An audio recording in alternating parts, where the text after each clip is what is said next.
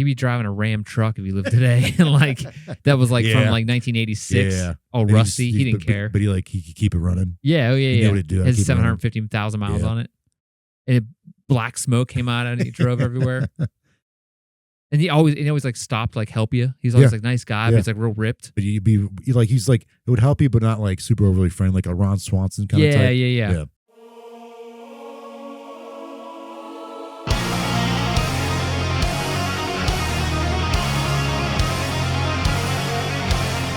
Hello, everybody. Welcome back to Mysterious Pals. My name is Chris. This week, Jordan's going to be driving our ship. Speaking of which, Jordan is here tonight to drive our ship. Oh. For this week's mystery. Jordan, thank you for being here. Thanks, Chris. And thank you all for coming ashore. Aboard. Thank you. Yeah. Yeah. When you get on a boat, you don't go ashore. Yeah. Sure, Anyway, sure. Jordan, where are we going this week? This week, our mystery comes from a suggestion from you. From me? Yeah. You're like, hey, you should do this. I was like, okay. I'm the only one that comments on our videos. I was like, wait, why does he want me to do it? This one suck? And he's just like, hey, this could be good, but you go ahead and do it. I think I just said, hey, did you ever hear about this? This is crazy. Yeah. Yeah, well. So this is something we've talked about before. Riding the rails, boxcar children. Oh, yeah. This won't be exactly riding rails, but hobos in particular. Love them. Someone commented what a hobo was in that one episode. Yeah, so when I don't even remember how we started talking about that in the episode. But you're talking about carrying around the stick. And, it's a short too. Yeah. Yeah, YouTube short. Yeah. It's on our TikTok, which TikTok, yes. TikTok, yeah. Yep. The newest TikTok thing ever. Yeah. Yeah, so a hobo. What do you got? Dirty hobo. Love them.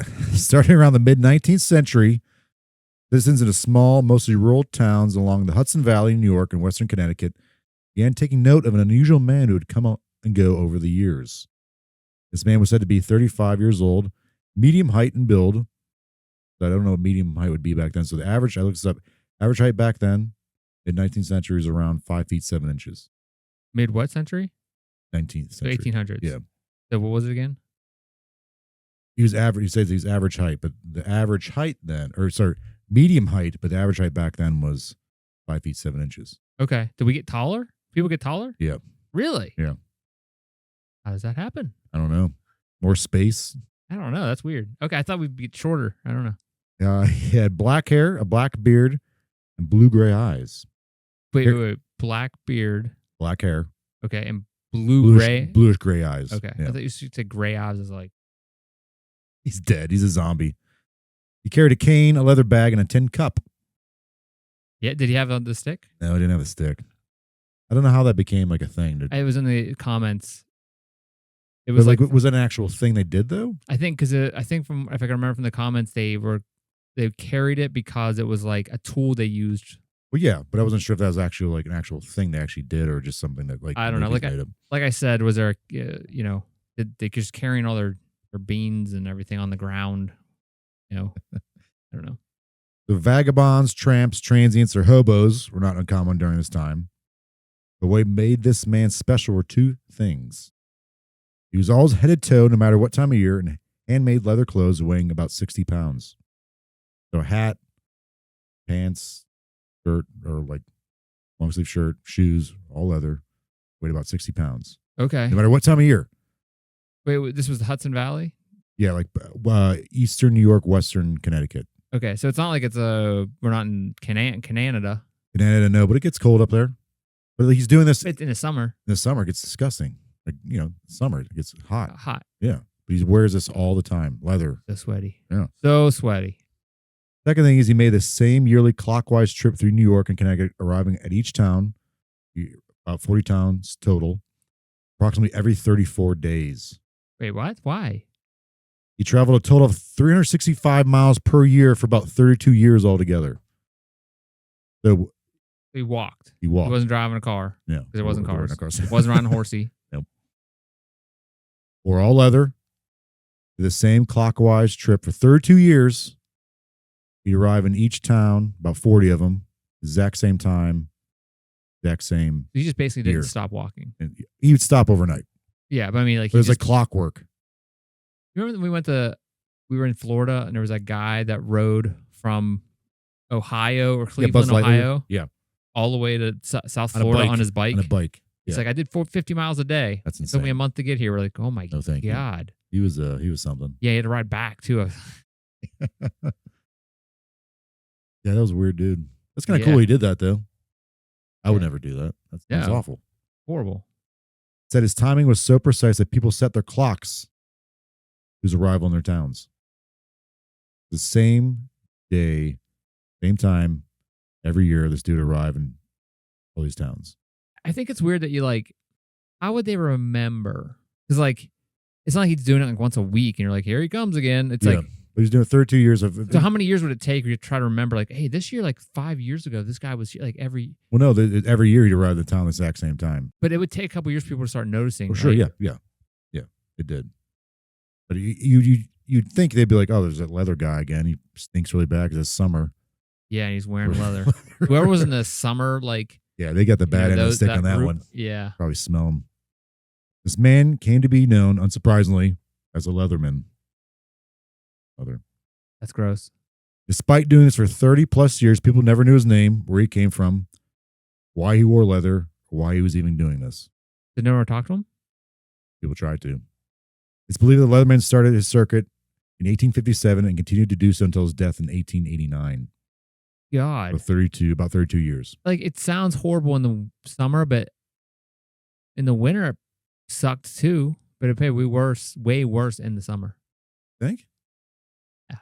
I mean, wearing leather, yes, Yeah, but that's what I'm like in the saying. winter, it'd be better. At some point. But if you're a hobo, like the winter's going to suck, man. Yeah, but you're covered in leather. Yeah, but like, are people going to let you come inside? What? So was he staying in hotels and stuff, or was he just like staying? Oh, that's okay. So we'll go into that. So I'm gonna give you a little bit of historical context here. This is the mid 19th century, United States. There's a bunch of change going on. Industrial Revolution happened. This obviously brought about prosperity in like bigger urban areas, but then it also kind of widened the gap between the rich and the poor. Urban areas started expanding. This also increased homelessness and poverty. Rural areas, like those Leatherman traversed in Connecticut and New York, were undergoing transformations as small-scale farming began to decline in the face of industrialization.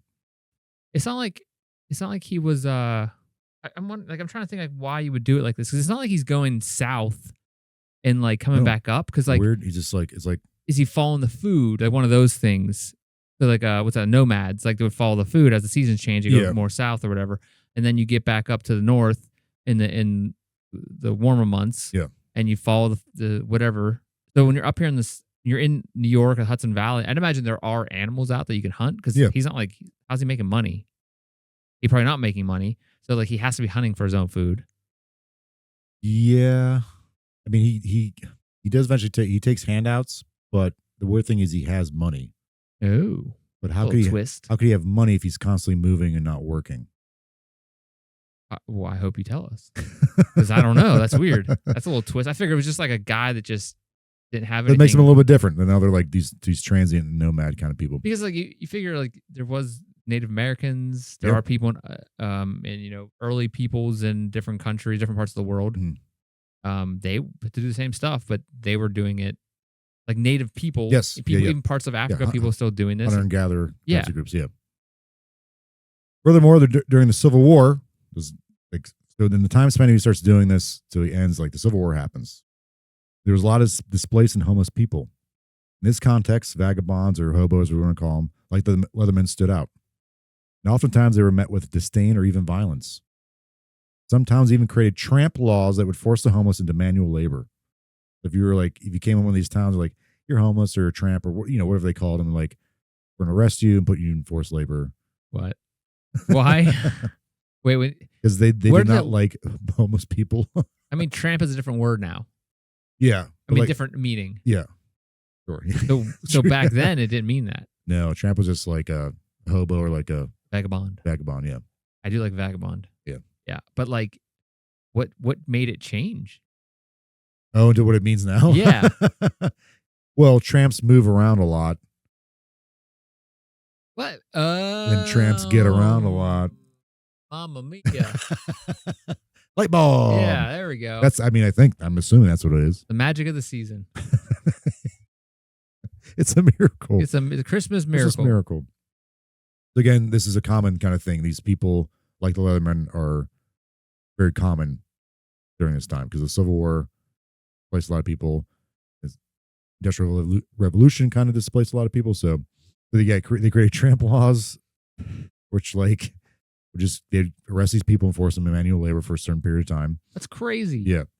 But like, especially because what the Civil War was fought over. Yeah, exactly. And, yes. like, it's so weird. Yes. Yeah. Yeah. So it's like, oh, Yep. And this is the North. Yeah. Too, like, you know. So they did this in the North after fighting Yeah. again. Okay. Yep. Whatever. Yep. And I remember seeing like, this is a real thing too. Like hobos would, they had like a secret code. They could make these drawings like saying, hey, stay away from this house, or this house is safe. Yeah. That like only they could read. But this is because of stuff like this. Sometimes like people just shoot hobos on sight. Yeah. I mean, who's going to care if you kill a hobo? Right. And again, I mean, I'm not saying kill them. I'm like, these people are also probably worried that Shooting at them. Yeah. Because they might, I'm sure a lot of them were robbing people too. That's the thing too. Like, so maybe like they're like, oh, these people are going to come rob me or like scare them away. Food. Yeah. So like, yeah. So what set them apart though from other transients or hobos or vagabonds or tramps? This Leatherman, what sets him apart? Yep. Okay. Upon entering a town, the Leatherman didn't really do much or say much. It said he only communicated in grunts or simple hand gestures. He was usually polite and respectful. Okay, I was gonna say I got one gesture for you. Unless kids threw rocks at him. It's not funny, but it sounds just like maybe the get leather. Out of here, you homeless guy. Maybe the leather was armor, leather armor. Maybe. I mean, yeah. He's like Batman. Isn't that like the first armor or like protective thing was leather? I don't know. I mean, I know like in video games there's leather armor and heavy armor and stuff, you know, but I don't know if it was actually a thing.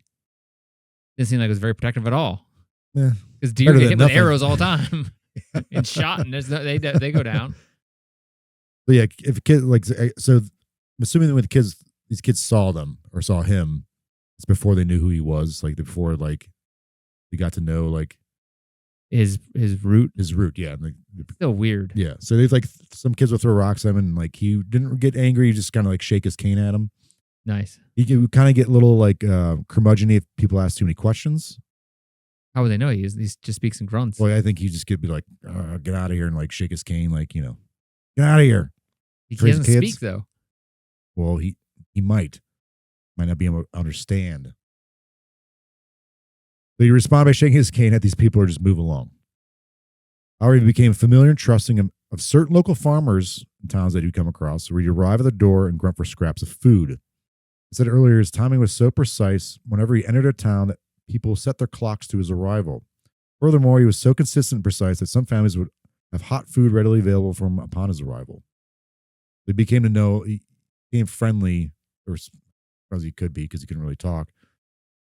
He would know you could go to certain like farmhouses, like, hey, come around the back, we'll give you like a pie or like some food like that. Pie?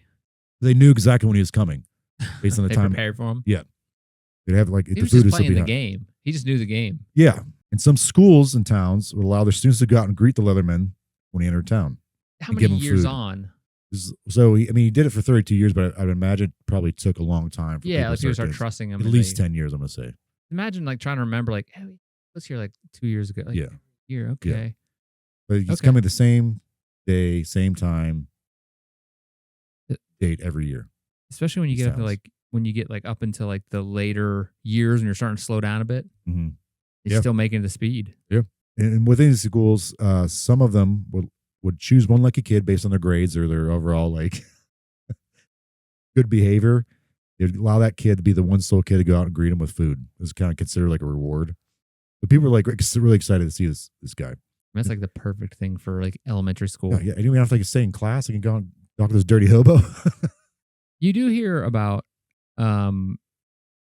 like, I guess they'd be considered YouTube people now, like Instagram people that are like, you know, obviously there's tons of those type of influencers that are just like, I don't know if they're influencers, but anyway, they're like walking around or driving around in documenting everything, you know, like, oh, I'm going to walk across the United States. And I mean, there's a Twitch channel of a guy who just goes like and hitchhikes everywhere. His name's Hitch or something.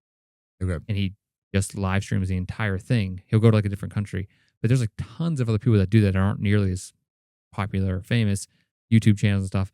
And like, there's a lot of times where you'll hear about like on the news, it'll be like, oh, this guy who's walking across the United States is going to be heading through our town at this point, and like walking down this road. And it's like in the newspaper and stuff. Was there some like Cleveland or Baltimore?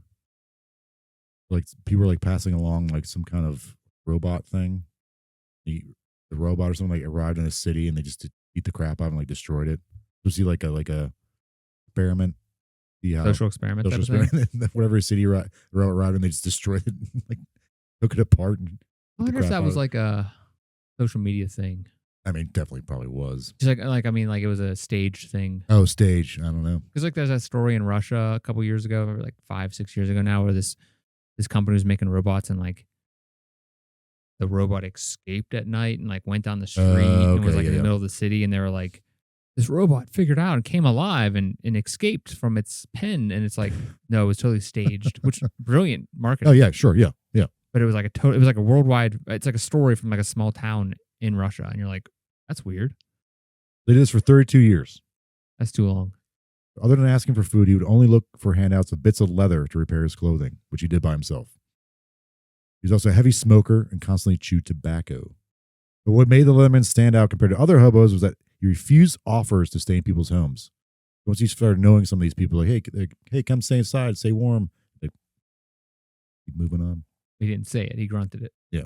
But you think, like, if you're that hard up on time, or if your times are that hard. Hard up on time?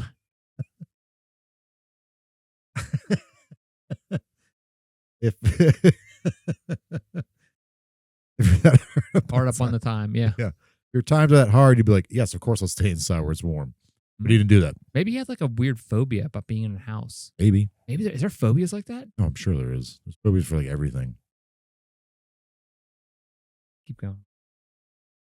I mean, there has to be something like I want to know what it's called.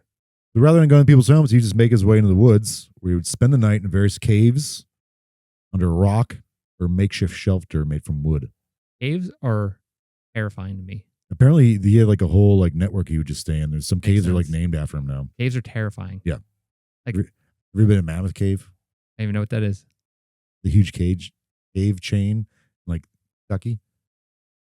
I went through it once, man. It was fine. But then there's like parts you could like do like varying levels. But there's parts where you have to like crawl. Nope. I was like, I'm not doing that. No, thank you. No, thank you. Caves are terrifying. Any cave.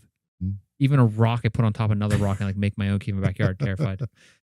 After spending the night in these caves or under a rock or makeshift shelter, he'd move on, continue his 365-mile circuit. Eventually, townspeople became curious, so they'd follow him and see these makeshift lodgings, not really find anything other than remains of a fire or a small garden he might have planted. They did notice there was always a water source nearby. We can get water and bathe. I would hope he's bathing. I mean, Leatherman. Think he was? I mean, why would you man. care about, especially if you're sleeping outside? No one would ever smell you. Animals don't. People would smell you. Really? If you're outside, yeah. Do you think But it's wearing all that leather, so man, stinky? it just like seals in the flavor. Do you think it like peaks and it's like plateaus? Stink? Yeah, stink. Because as you get older, you get different stinks. Different smells, yeah. Yeah, when I turn different ages, I'm like, oh, that's a new smell. that's a new smell. I didn't know That's my a body weird could do smell. that. Yeah. I think it probably just keeps getting worse and worse. Think? Yeah. How bad could it actually get besides death? Like a smell, you know? Like how bad can smells actually be? But like you're saying, though, I feel like there's those milestones in age. You're just like, oh, that's a new smell. Yeah, but like that's like a person who showers often, you know? Although I would rather not shower. Not as much. I think I shower too much. How often do you shower? Once a day. Yeah. But that's like Too not much? It's not good for your skin and stuff. Like plus it's annoying. I want to be real. I want to get the natural stank on me. Okay. Though he was mostly self-reliant, he made and repaired his own leather clothes and could survive year-round alone in the woods. This is including hot summers and harsh winters. He even survived alone during the Great Blizzard of 1888, where 10 to 58 inches of snow fell at up to 45 miles per hour winds and snow drifts around 50 feet. He's outside alone surviving this. During that storm, 400 people died, but he survived. How did he survive? Was he in a cave? Well, I mean, yeah, but he kept moving. He kept moving? Kept going. It was rare that he actually was like not on time in some of these places. Very rare. That's, I don't know. I mean, they didn't have clocks and stuff back then. They had clocks. They didn't have calendars. 1850s, they didn't have nothing. So what's even more interesting, though, is he never worked, never tried to barter or trade goods. He never even took money, but apparently he had money. That's weird. He stole money. There was an instance where when kids left 4 tarnished pennies out for the Leatherman. Due to his precise schedule, they knew where and when to leave them. Leatherman reportedly took them, to return them later only shinier. Okay. These kids were like, we know he's coming. Let's leave these pennies for him. Yeah. He comes, he takes them, or brings them back, and they're shinier. Now, what kind of money did he have? And these are pennies they try to give him. But like him in general, he said he had money. What you mean is like how much money he had? Currency. It's probably American because I would assume from everything I read, they'd be like, oh, he had like Canadian money or. Okay. So it was obviously, okay. Well, I didn't know if he like stole it from somewhere and then escaped there. Okay, so wait, hold on. Fear of home, of a home environment, house. Mm-hmm. Oikophobia. Oikophobia? I mean, it's supposedly it's Greek. It's OIKO, phobia. Okay. Like, what do you think about this guy right now? He's a bit of a Like, why do you think he's doing this? mental illness. Yeah. OCD for being on time, like that type of thing. Like he has to be. Why do you think he's this? He has to be like in the this? same thing over and over Yeah. again. The tendency to compulsion to complete this same cycle. Doesn't want to be in a house. Doesn't want to change that. Yeah. I mean, it's definitely possible. I mean, like, lots of people have OCD in different varying degrees. So this guy could be. I'd imagine he had to be suffering from some type of mental illness. Yeah, I mean, this seems like in some definitely way. more like OCD. Seems like something that's more drastic than OCD. Yeah, maybe. Yeah, I mean, I don't know what the degrees are. I don't have the DSM in front of me, but One shopkeeper kept a record of an order the Leatherman placed every time he arrived in that particular town. Wait, what? He ordered stuff. And this is what he'd order: 1 loaf of bread, a can of sardines, 1 pound of fancy crackers. Well, it makes it fancy. A fancy cracker. I don't know. I want a fancy cracker. Pie, 2 quarts of coffee, a bottle of beer, and 1 gill of brandy.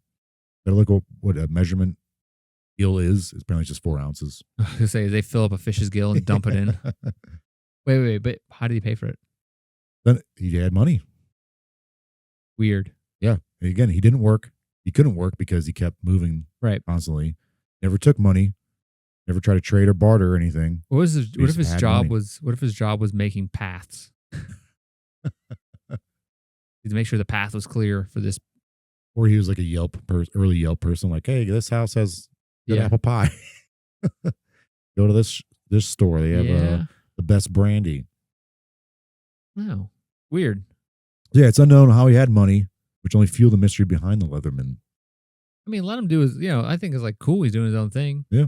That's awesome. I mean, he's not hurting anybody apparently. But that's the big part of his draw is because he's self-sufficient.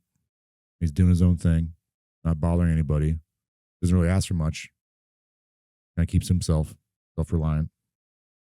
The Leatherman's unique appearance, predictable routine, and benign demeanor set him apart. He's not seen as a threat, but as an oddity, someone maybe to be pitied, respected, or simply marveled at. Like many vagabonds of this area, the Leatherman maintained an air of dignity and self-reliance. He didn't steal, nor was he aggressive. Newspapers and people hounded the Leatherman. Eventually, once it's caught on that he kept doing this, they're intrigued by him and would offer whatever they could for personal information. He always refused. The people are like, hey, here's some food, here's some money. He's like, no, get away from me. Yeah. And his mumbling. That's okay. I mean, that's cool. Yeah. At least he had that going for him, that he was like, no, I'm just doing my own thing. It's not like he's like a person who is causing problems, hurting people, trying to rob people. He did, however, have a somewhat personal relationship with a photographer, which he allowed the photographer to take pictures of him. I don't know how this happened, but there's pictures they have I found online from this guy. Really? It took, I think, like maybe a dozen pictures of him. In all the pictures, he just looks annoyed. Well, also he's been sitting there for an hour waiting for it to develop. That's true. Yeah.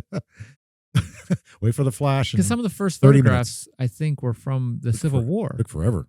Yeah, like daguerreotypes were just like of. It's still for a long time. Yeah.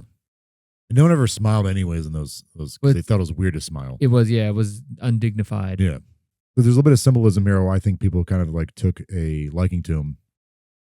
He may have embodied a form of resistance to the growing pressures of industrial society, living a life outside the bounds of conventional labor and social expectations. His predictability offers a sense of stability in a rapidly changing world. So like I said, industrialization is happening. Industrialization disrupted traditional ways of life. The Leatherman's and changing routine provided comforting contrast, a living symbol of continuity amidst the upheaval. In 1888, the Connecticut Humane Society had him arrested and hospitalized. Why? Humane Society? Yeah, so I think maybe either worried about him or just curious about him, like why he was doing this. Wait, is this like an actual humane society for humans? Because like a humane society now is it's for pets. Animals. Yeah, animals. Weird. Like one of these is just for humans. They're like, we can't do this to people. Let's pivot to pets. Yeah, we can't just keep locking. We can't. People don't like when you mess with them. Pets, they can't really talk back. I mean, right now, Connecticut Humane Society is for like animal welfare. Yeah, I wonder if they just did it because they were like, well, pets are, mammals. Humans, humane society. Like, maybe they just thought he was just like an animal. Yeah, yeah. I mean, like how they viewed tramps, hobos, and humans vagabonds. Are animals, I guess, right? Yeah. All right. They had him arrested. So again, this is either maybe they're like concerned about him. He's like, hey, man, at this point he's been doing it for 30-something years because 1888. He must be dizzy because he's walking around in a circle. Like, dude, there's got to be something wrong with this guy. Like, what is he doing? Or just be curiosity. Like, we got to get the truth out. It's like, why is he doing Someone's this? like really annoyed by the fact that he keeps coming around. Like, why are you doing this? I mean, I'd be curious. I'd want to know. So maybe they're just like, let's just get him arrested and get him hospitalized. I'd imagine, though, if you're doing that, like, he's probably so fit. I mean, he's not like lifting weights or anything, but he has to be just like run 20 miles and no problem. Yeah, I mean, maybe. I don't know. Like, it sounds like he's smoking the entire time. Right, it's not really open, but like. When he's hospitalized, he's diagnosed as sane, except for an emotional affliction. Maybe grief. Yeah. Type of mental illness, maybe, or some type of something that he was dealing with. Yep. But he was released because he had money and he wanted his freedom. Yeah. Which, again, is weird. I understand. Being a hobo with money. You know, like being in a hospital, like you don't want to be there. But if you're a homeless person, like, this is great. I get to eat. He's like, no, get me out of here. I want to go. I have money. I'm fine. I'm fine. It's like he probably was like some wealthy businessman, Oh, man. Here we go.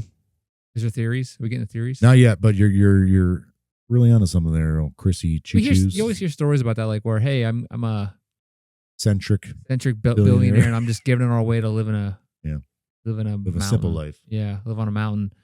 On March 24th, 1889, the Leatherman was found dead in a cave on a farm in Mount Pleasant, New York.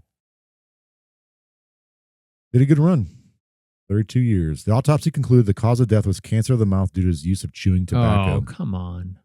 Do you think that's how he would have wanted to die? Or do you think he would have wanted to die like, because he's out in the wilderness, like, I want a bear to get me. Yeah. If he's going to kill me, I wanted to be a bear. Or something cool like that. He probably just didn't care. Like he survived a freaking great snowstorm and 30 plus years walking around. So it's concluded in the autopsy he was around 50. That's not bad. People thought he was much older when he first started doing this because he just looked rough. He was 18 when he started this? He was 20, probably his 20s, like right around 20 when he started doing this. So did he win the lottery and lose his mind? It's confused because like, oh, we thought he was old when he started doing this because he looked rough. Again, because he's out living outside. Yeah. We call that a man today. He's rugged. Yeah. Real man. He had all his digits still intact, which is odd because most hobos would have lost them due to frostbite because he's outside. Digits as in fingers. Fingers and toes. Yep. Okay. Bringing a little bit of frostbite on the face, but other than that, it was fine. These people were so interested in the Leathermen and the fact they never took money or worked, but always had money, piqued public interest. Many scoured the caves the Leathermen frequented in hopes of finding a secret treasure. Like, how does this guy have money? Okay. Nothing was ever found. We didn't have any money on him either. Of course he thinks everybody's like, no, he didn't have any money. That's definitely possible. Yeah. The leather bag he carried with him, it was examined. It contained leather working equipment such as scissors and awls. What's an awl? AWLS. An awl is something that makes holes in leather or wood. There's wedges, a small axe, extra axe head, and other equipment that made the sack unusually heavy, thinking the Leatherman carried this with him as he walked everywhere. He was just ripped. Like, I mean, you have to be fit. I mean, he's probably eating really, like, aside from getting food from all protein. Yeah, probably getting food from these people, he's probably just like hunting and fishing. Yeah, getting his own food. He probably just grabbing the fish and squeezing the crap out of him into his mouth, like it's like, yeah, sushi. He'd be driving a Ram truck if he lived today, and like that was like from like 1986. Yeah, all rusty. He didn't care, but he could keep it running. Yeah, He knew what to do. It has 750,000 miles on it, and black smoke came out and he drove everywhere. And he always like stopped to like help you. He's always like nice guy, but he's like real ripped. But he's like it would help you, but not like super overly friendly, like a Ron Swanson kind of type. Yeah. Like when an old lady's crossing the street, he'd come over, just picks her up. He's like slid his Ram truck in front of all the other cars, got out, picked her up, or just like slid a Ram truck with the passenger door open, so like just grabbed her, put her in, and then spun around and got on the other side of the street. Yeah, that's probably rad. There you go, Gam. Yeah, the Leatherman gave her a little snap on the booty when she got out. One of the most interesting things they found, though, within this bag was a prayer book. The prayer book wasn't written in English, but in French. This led many people to believe that Leatherman was, in fact, French. And perhaps that's why he only spoke in grunts, because he didn't know English. Prior to his death, the newspaper gave him the name Jules Bourglet. And along with that, a story of his past. Although it was retracted days later, it caught wind, and many other newspapers retold this supposed story of the Leatherman's past life. So much so it became the truth in the minds of many people. To the point on his burial, they etched the following: final resting place of Jules Bourglet, or Bourgelet, of Lyons, France, the Leatherman, who regularly walked a 365-mile route to Westchester in Connecticut from the Connecticut River to the Hudson, living in caves in the years 1858 to 1889. So that was all on his gravestone. The story the newspaper wrote, again, they retracted it because they were like, we just made this up. But other newspapers caught on to it, did the same thing, and then people were just like, oh, everyone kept reading it, so this is the truth. So this is the story. This is one of the theories. So apparently, with all our episodes we've done in this time frame of the 1800s, newspapers and 1900s, they're all liars. Like all the news sensational, cannot be trusted. Yeah. This is the story that this newspaper gave them. Doesn't happen anymore. The Leatherman, or Jules Bourgelet, was a poor man who intended to marry his love. His love was the daughter of a prominent leather maker in France. Being of lower status, the father would only allow the marriage of Jules to prove his worth in the family business. It was made up. It was, but like people people thought it was real. That was real. So like the newspaper, the writer who wrote this in the newspaper was probably, I'm sure, like, because at this point he's like this mythological person that everyone's fascinated with in the area. I'm sure it was like on the front pages when this was written, but I'm sure when they retracted it, it was kind of like stuffed in the back. So no one reads retractions. Ignored it. But other newspapers saw that and like they started writing the same story. So people are all reading this stuff, like not only like in this region, but almost nationally. They're picking it up. And people are just like, oh, this is who he is. We finally know who he is. But like a lot of people, I don't think caught on the fact that they said this is wrong. Like we just made this up. No one picked up on that. No one. Yeah. So he worked hard, doing quite well in his family business to earn the hand of his love. But unfortunately, he made an unknown disastrous mistake. So this kind of, I've seen things kind of vary what exactly he did. But apparently, he destroyed the family business and bankrupted the family. It may have been a fire that he accidentally caused, or he just made like a stupid, some kind of like dumb business decision, just like cause him to lose money. And in the said fire, his love might have died. Yeah, of course. So as penance, he fled France, arrived in Connecticut, and vowed to walk alone with the same route until his death, always in leather as a reminder of what he had done. That's so stupid. Fake, probably. Yeah. Okay. Because like I was waiting for it to be like, I think it's definitely fake. Like he like made a a leather harness for his love, and then just one stitch he did it like he carried her head around in his leather sack, or like the stitch he did was wrong and she fell to her doom. Almost as dumb. Yeah. In 2011, in an attempt to find and relocate his remains and perhaps do a forensic test, Leatherman's gravesite was exhumed. Nothing was found other than nails, probably from a coffin. The people were like, I think they wanted to move it away from the highway. There's like a busy highway there. But also in doing so, they're like, hey, maybe we could do like a forensics test to see like his lineage. DNA and stuff. Yeah. But there was nothing in there. Just other than some nails. What? It disintegrated? Like it was never there? Maybe he was never there, or someone took his body. I mean, bones can decompose though, right? I mean, I've seen some Indiana Jones movies. There's been bones are all over the place, and they just stick around forever. Okay, so what do I think? Yeah, because there's not really many theories to this. So we're moving into our theories. Yeah. Here, I'll this. I'll give you. So one of the theories is that he's this Jules guy. The story was real. Yeah, the story is real, but apparently that's not the case. I don't think it's the case. It sounds like bogus. One of them is that he's actually French Canadian. Makes sense. Because that's what I was thinking French, too. Yeah. Canada's right there. I'd imagine one point was Canada further south. Like when were they just like was Canada further south? Maybe too. No, okay. But it's not that far. I mean, it's Connecticut and Canada are border. Yeah. Right? Okay. Northern New York is. Okay. Yeah. So Dan DeLuca, he's probably the foremost expert on the Leatherman. He believes that the Leatherman was a French Canadian and had strong knowledge of Native American lore. Others believe that he may have actually been part Native American, explaining why. That want to explain why he can speak French if he's French Canadian, and two, if he's might be part Native American, how he was able to survive alone. Yeah, I mean, you got to know some stuff to do that. Yeah. Although he was getting stuff in towns. Yeah, it wasn't he's like completely on his own, but like he was able to like survive. Yeah. In the wilderness on his own. So I'm assuming he's also like fishing and stuff and hunting. Maybe he's so bored. He'd be so bored out there. One of the things is he might have been a former soldier. Okay. There's a gill of booze, 4 ounces. That's a measurement that they used to give as rations to soldiers prior to the American Civil War. I think it was no longer a thing during the Civil War, but sometimes like they'd be like, here's some alcohol. Because he'd ask for a gill of booze. So like that makes him think the idea is like he might have had some kind of like history of being a soldier. But if he didn't talk, how did they ask for that? Right. But also the fact that if he was a soldier, it would help explain his survival skills. Yeah. But what? Maybe people back then just grew up with those. Right. Especially if you. Oh, that's true. I mean, like frontier people, yeah, but like not necessarily. Some people were like, maybe he's a Civil War soldier, but like the Civil War happened in 1861 to 1865. And even before that. He started walking around before that. Before that and after, but he also was walking around during it, and his like, well, like the dates match up, but he was all in the same place at the same time. Like him being in the war would have disrupted that. Yeah. People would have noticed that.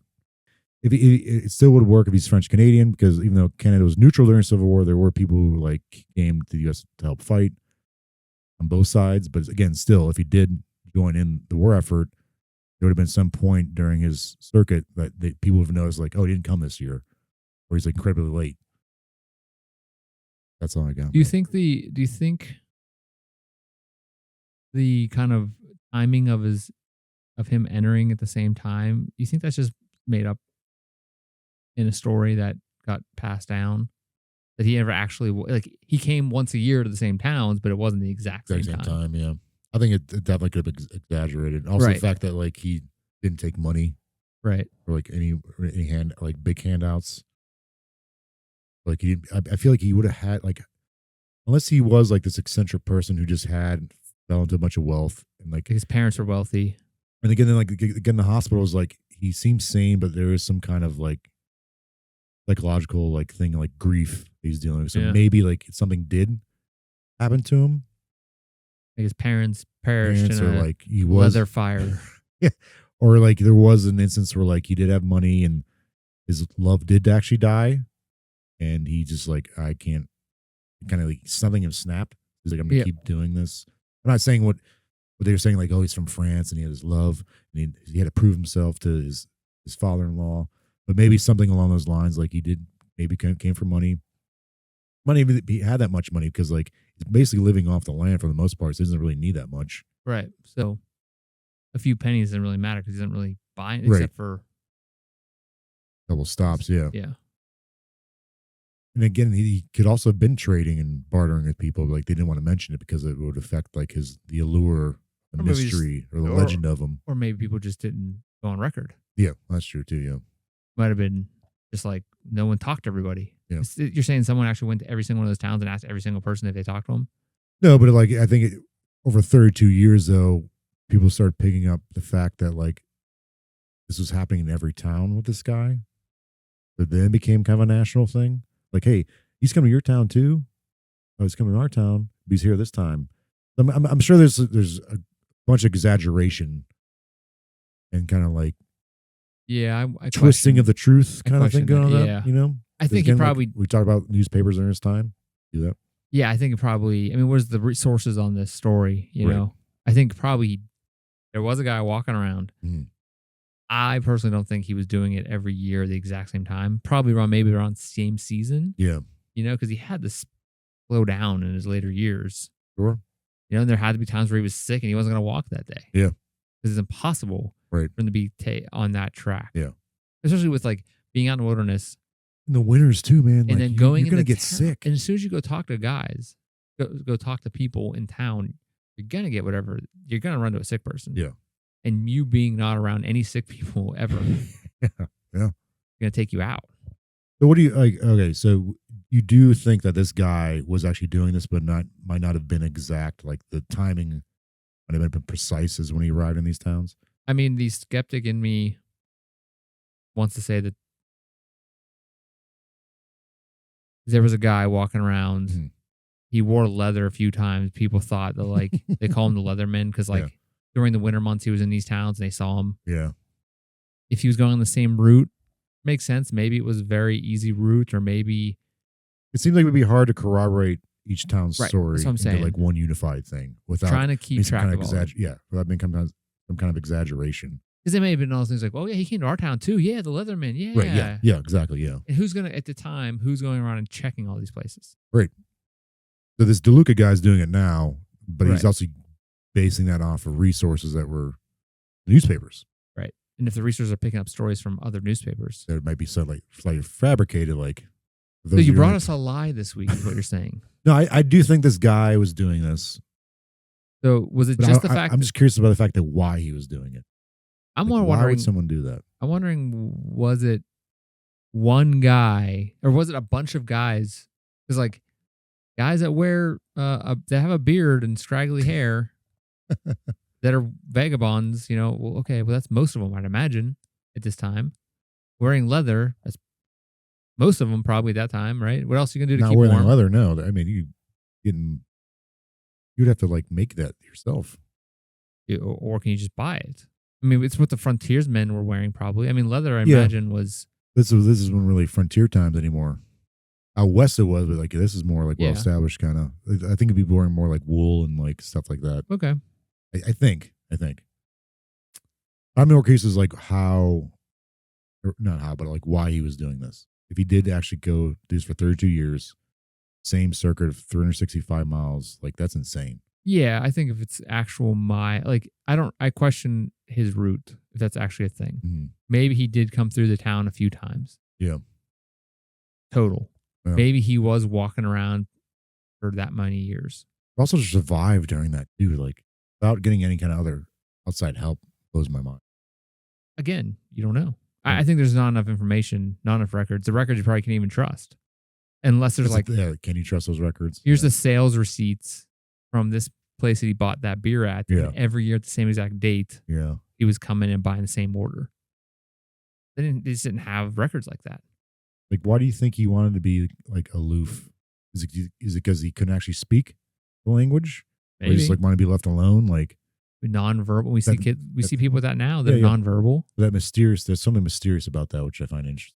Also, was there other people doing this out in? It seems like there's lots of people doing this out in the frontier. There's a lot of people doing it. Yeah, during this time in this area. I think like the mystery is like, why was he doing this? He kept coming around the same time every year. He's also kind of somewhat self-sufficient too, though. Was also the leather he was wearing. Is leather always cow? Or is leather any animal hide? Oh. Back in this time, I know, tanning leather was just a common thing. Yeah. You kill an animal. Yeah. Kill an animal, get some, take the hide and you tan it and eat the food and you use every part. Nothing new. So I'm wondering was it actually leather? I think it was probably leather, but or just animal hides. Yeah, I don't know if leather is definitely how though. So what do you actually think was going on? So I think this guy really did do this. Now whether like the dates were exact, like every time is that precise, maybe not. But he was doing this for 30 years. Like people came to know him. There's a big deal when he came to town. I think it really did happen. I do think maybe like he might have been he probably stayed in town longer than people said he did, maybe. So he can make some money. Yeah. Or like maybe he was like working on farms, like grape or rat style. That's how he had money in the first place. But I like to think that like the story is exactly truthful 100%. And because of that, I'm like, well, how did he have money? He come from some kind of wealthy family? Something happened to him? Because the hospital's like, yeah, he seems sane, but there's something wrong mentally with him. We think it's grief. Kind of along those lines. Or they perceive it as grief, but it was actually a mental illness. Something they didn't have disability. A grasp on back then. Yeah. Leather is a natural material that's been used for clothing and shelter. 65% of leather comes from cows, while 15% comes from sheep, 11% from pigs, 9% from goats. Less than 0.2% of leather comes from any other type of animal. So apparently it's just skin. Leather's just skin. Because leather can also be made from skin of dogs, cats, crocodiles, ostriches, and other animals. I'm sure humans too. All right. So I question the whole story. That's my theory. Do you think this guy was real though? No. He was going no at all. I think it was a amalgamation of a lot of different vagabonds at the time that were coming around towns in that area. But why would they like hype this person up? Because whenever the idea was newspapers. Yeah. Maybe there was a guy that did it for like 5 years. Okay. Because at the time people were like, we don't like these dirty people coming around. Right. So I mean, like, that's why I think it's an amalgamation of lots of guys, people. Right. And they all have made the same build because they're all just walking around. It's not like there's another dirty guy walking around the streets. He long, smells. Scraggly hair that stinks. Oh, weird. Yeah. So, I mean, maybe the clothes they're wearing looks like leather, but no one's getting close enough to actually touch them.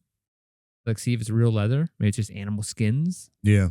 I do like the symbolism that like he kind of, I think why people like had a draw to him because of like the changing of the times. Like he's a self-sufficient guy. He's consistent. Do you think it's like one of those like folk hero type of things? I think it's definitely a possibility of that. Yeah. That it was some company made it up to sell the leather products. Yeah. Like a, Davy Crockett kind of thing. Or they made it up, like made a whole backstory to sell their boots. And then they went out of business in 2 years. Somehow the story still stuck around. Because the guy died. Well, no, I'm saying like it was just a thing they made up. Yeah. And then there was no guy. They just made up the story, put it out there. Like our boots lasted 32 years because this guy walked around. Right. That's how we got our designs. Yeah. There's something endearing though, like that are admirable about like someone doing that. Just like I'm gonna go do my own thing. Yeah, I mean we all should do that. Yeah. As long as it doesn't hurt other people. Right. All right. Well, thanks for bringing this lie to the table. Thanks for listening, everybody out there. This is how the Boxcar Children started. No, I've read that. No, I don't think so. Don't tell lies about that. You can lie about this Leatherman, but you can't lie about Box Children. Anyway, thank you for being here, Jordan. Thanks, Chris. Thank you, everybody out there, for sticking around and listening to us jaw on about the Leatherman. If you want to help us out, go ahead and subscribe to us, whatever you're using. If you're using a podcast platform, you can watch us on YouTube. If you're using YouTube, you can listen to us on a podcast platform of your choice. Leave us a comment. Hit the button for the thumbs up. Subscribe to us. Follow us. Whatever you got to do. It all helps us out. You can also email us at mysteriousPalsOnline@gmail.com. You can go to our website at mysteriouspals.com. All those links are there. There's also They're also all down in the show notes, which are the links to our social media accounts that we have right now. We have Blue Skies, which I'm working on getting set up and ready to roll. Oh, yeah. That's becoming a thing. Maybe. Because the other thing went to poopies. Don't really mess that one up. Anyway, thank you, Jordan, for being here. Thanks, Chris. And thank you all for listening and watching. If you know any of those cool hobo code, any hobo lies you want to tell us, you want us to look up, make an episode on, please don't email us about it. Just don't email us. But if you have any ideas, please reach out. Email. It's great. If comments, we critiques, whatever, we love to hear them. And please listen to Bethlehem. It's our intro and outro music. You can find the link in the show notes. And that is all. We will be back next week with another episode. Thank you, Jordan, for being here again. Thanks, Chris. Thank you, everybody out there. Thank you all. Stay tuned next week. Another same mysterious time, same mysterious place, same mysterious pals. See you next time.